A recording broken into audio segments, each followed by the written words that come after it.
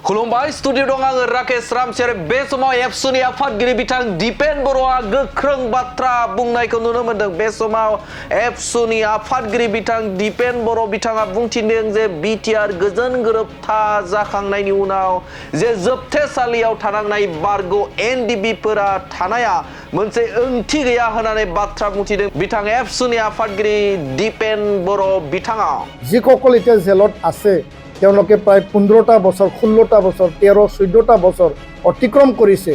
তো যাৱজ্জীৱন কাৰাদণ্ডক যাক বিহিত কৰিছিল আৰু এনআইএ আদালতত এতিয়াও ট্ৰায়েল চলি আছে। তো এইবিলাক মানে কোনো অৰ্থ নাই বুলি আমি আজি দাবী কৰিব বিচাৰিছোঁ। बिथाङा बुंथिदों दे बे समाव बिटिआर गोजोन गोरोबथा जाबाय सान्थिखौ दहाय होनानै बे समाव उदां फारसे फैबाय थामहिनबा बे समाव गोजोन सान्थिनि थाखाय फैबाय आरो बिथांमोना दिनैसिमबो जोबथेसालियाव थानांनाया मोनसे ओंथि गैया होननानै बाथ्रा बुंथिदों बिथां एबसुनि आफादगिरि बिथां दिपेन बर' बिथाङा आरो बिथाङा बुंथिदों जे भारत सरकार आरो आसाम सरकारा माखासे दफाखौ मावबाय नाथाय आद्रा गोबां दफा दंबावो जायखौ आसाम सरकार आरो भारत सरकारा दिनैसिमबो मावफुङाखै आद्रा दं होननानै बाथ्रा बुंथिदों बिथां एबसुनि आफादगिरि दिपेन बर' बिथाङा जाय बिथांमोना 15 बोसोर आरो 16 बोसोर बे समाव जोबथेसालियाव दङ आरो जाय बिथांमोना बे समाव सिबिआइ एनआइए केस नांनानै बे समाव दङ बिथांमोनखौ फैगौ सुबुंखान्थि सान फालिनायजों लोब्बा लाखिनानै आरो बेखौ फैगौ 26 जानुवारि थामहिनबा सुबुंखान्थि सानखालि बे समाव बिथांमोनखौ उदां अख्रां फारसे लाबोनायनि थाखाय राहा लानांगौ होननानै बाथ्रा बुंथिदों बिथां एबसुनि आफादगिरि बिथां दिपेन बर' बिथाङा। জেলত থকা যিসকল প্ৰাক্তন এনডিবি নেতা আৰু সদস্য গুৱাহাটী চেণ্ট্ৰেল জেলত ৬৬গৰাকী জেলত এতিয়াও কাৰাবাস তেওঁলোকে হৈ আছে। তো তেওঁলোকক অতি শীঘ্ৰেই ২৬ জানুৱাৰী আহি আছে ২৭ জানুৱাৰী মানে চুক্তি দিৱস আৰু ইফালে গণৰাজ্য দিৱস এই এটা সন্ধিখনত কেন্দ্ৰীয় আৰু ৰাজ্য চৰকাৰে বিবেচনাৰ আওতাত আনি পেলাই তেওঁলোকক মুকলি আকাশত এৰি দিয়াটো আমি দাবী জনাইছোঁ। आरो बिथाङा बुंथिबावदों जे गासै 66 बे समाव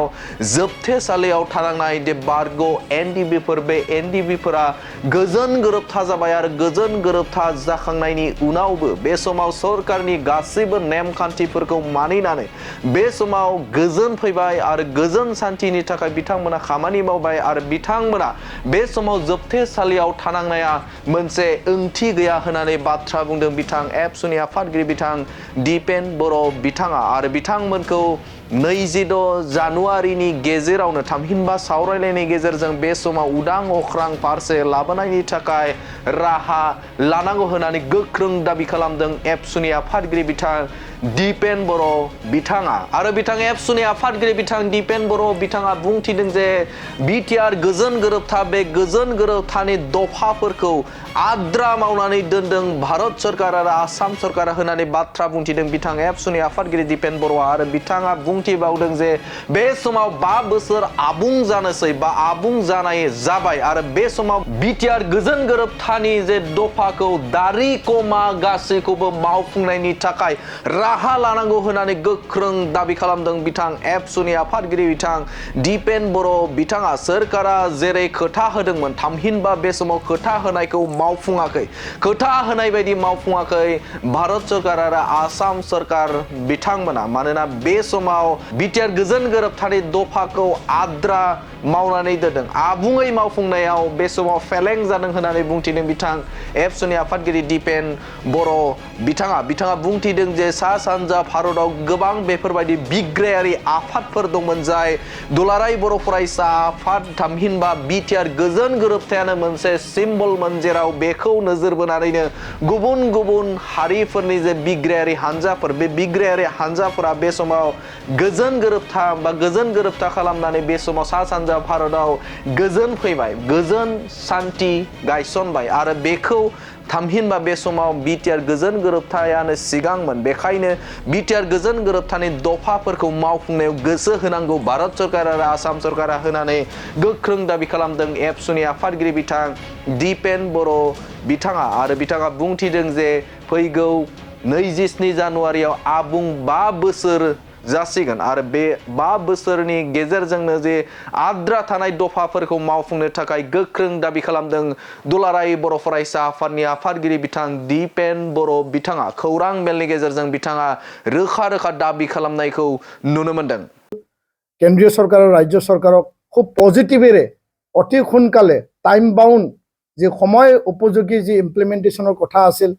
আখৰে আখৰে ৰূপায়ণৰ কথা আছিল, দাড়ি কমা ৰূপায়ণৰ যি কথা আছিল, এই 5টা বছৰ এই সময়ছোৱাত আমি কেন্দ্ৰীয় আৰু ৰাজ্য চৰকাৰক নিখিল বড়ো ছাত্ৰ সন্থা বড়ো জনগণৰ হৈ চুক্তি স্বাক্ষৰকাৰী হৈ পেলাই আমি আহ্বান জনাইছোঁ। আৰু জেলত থকা যিসকল প্ৰাক্তন NDB নেতা আৰু সদস্য গুৱাহাটী চেণ্ট্ৰেল জেলত ৬৬গৰাকী জেলত এতিয়াও কাৰাবাস তেওঁলোকে হৈ আছে, তো তেওঁলোকক অতি শীঘ্ৰেই ২৬ জানুৱাৰী আহি আছে, ২৭ জানুৱাৰী মানে চুক্তি দিৱস আৰু ইফালে গণৰাজ্য দিৱস, এই এটা সন্ধিখনত কেন্দ্ৰীয় আৰু ৰাজ্য চৰকাৰে বিবেচনাৰ আওতাত আনি পেলাই তেওঁলোকক মুকলি আকাশত এৰি দিয়াটো আমি দাবী জনাইছোঁ, আহ্বান জনাইছোঁ। আৰু যিহেতু চুক্তি এটা শান্তি যিহেতু এতিয়া হৈ গ'ল আৰু তেওঁলোকে এই চুক্তিত যিহেতু আবদ্ধ হৈছিল, তো তেওঁলোকে জেলত থকাৰ কোনো প্ৰশ্নই নুঠে। আৰু যিসকল এতিয়া জেলত আছে তেওঁলোকে প্ৰায় 15টা বছৰ, 16টা বছৰ, 13-14টা বছৰ অতিক্ৰম কৰিছে। তো যাৱজ্জীৱন কাৰাদণ্ডক যাক বিহিত কৰিছিল আৰু NIA আদালতত এতিয়াও ট্ৰায়েল চলি আছে। তো এইবিলাক মানে কোনো অৰ্থ নাই বুলি আমি আজি দাবী কৰিব বিচাৰিছোঁ, আমি আহ্বান জনাব বিচাৰিছোঁ। তো সকলোকে মুকলি আকাশত এৰি দিব লাগে। আৰু আজিৰ এই সংবাদমেলৰ যোগেদি কেন্দ্ৰীয় আৰু ৰাজ্য চৰকাৰ সকলোকে আমি আহ্বান জনাইছোঁ যে আহি থকা দিনত অতি শীঘ্ৰে চুক্তিৰ সকলো দফা আখৰে আখৰে যাতে ৰূপায়ণ হয় আৰু যি এটা সপোন আৰু যি এটা উদ্দেশ্য লৈ পেলাই চুক্তিত আবদ্ধ হৈছিল, সেই সপোন আৰু উদ্দেশ্যটো বাস্তৱত যাতে ফলপ্ৰসূ হয়, ইয়াৰ কাৰণে আমি কেন্দ্ৰীয় আৰু ৰাজ্য চৰকাৰক আহ্বান জনাইছোঁ।